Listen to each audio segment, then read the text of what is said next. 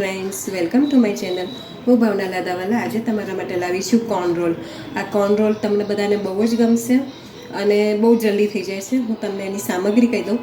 આ બે બાફેલા ને છીણેલા મકઈ છે, એક બોઇલ પોટેટો એને મેશ કરેલો છે, એક છીણેલું ગાજર, ધાણા અને ફુદીનો, આ મકઈના પૌવા છે, મીઠું, લીંબુનો રસ, આદુ મરચાં, જીરું પાવડર, ચાટ મસાલો અને આ 2 ચમચી મેંદાનું ખીરું બનાવ્યું છે. એમાં મેં મીઠું નાખી દીધું છે. તો હવે આપણે રીત ચાલુ કરીએ.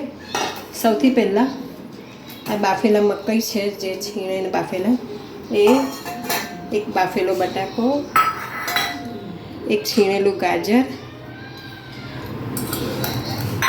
ધાણા અને ફુદીનો, આદુ મરચાં ક્રશ કરેલા, જીરું અને ચાટ મસાલો, સ્વાદ પ્રમાણે મીઠું અને લીંબુનો રસ, આ બધું નાખીને હવે આપણે સરસ મિક્સ કરી દેવાનું છે.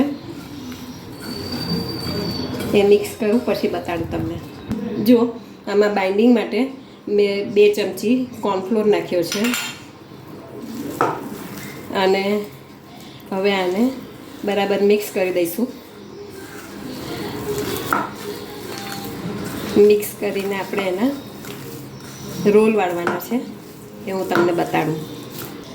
જુઓ, હવે આવી રીતના આપણે આ પૂરણ બરાબર મિક્સ કરી દીધું છે અને એના રોલ કરવાના છે. રોલ કરીને એને આ મેંદાના પાતળા ખીરામાં બોળી દેવાના છે અને પછી આ મકાઈના જે પૌવા હતા એને મેં ચીલી કટરમાં ક્રશ કર્યા છે, એમાં રગડોળી દેવાના છે. એટલે આપણે સરસ આને હવે ફ્રીજમાં ઠંડા થવા મૂકીશું. બધા તૈયાર કરી લઉં પછી તમને બતાડું. જુઓ, મેં લગભગ 30 મિનિટ સુધી આને ફ્રીજમાં મૂકી રાખ્યા હતા, એટલે સરસ સેટ થઈ ગયા છે.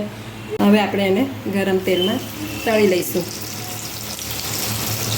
આ તળાઈ જાય પછી હું તમને બતાડું. જુઓ, આ આપણા સરસ તળાઈ ગયા છે. આવી રીતના હું બધા તળી નાખું છું, પછી હું તમને એને સર્વ કેવી રીતના કરવાના એ બતાડું. આ જુઓ, આપણા આવી રીતના કોર્ન રોલ સરસ તૈયાર થઈ ગયા છે. એને સર્વ કરવા માટે મેં 2 જુદા જુદા ડીપ બનાવ્યા છે. એક ગ્રીન ચટણી છે ફુદીનાની અને એક ટોમેટો કેચઅપ છે. હવે એક આમાં મૂકીશું અને ટોમેટો કેચઅપમાં. તમે આવી રીતના વેરિએશન માટે જુદા જુદા ડીપ બનાવી શકો છો. જો તમને મારી આ રેસીપી પસંદ આવી હોય તો પ્લીઝ મને સબસ્ક્રાઈબ જરૂરથી કરજો અને બેલ બટન દબાવજો. Thank you.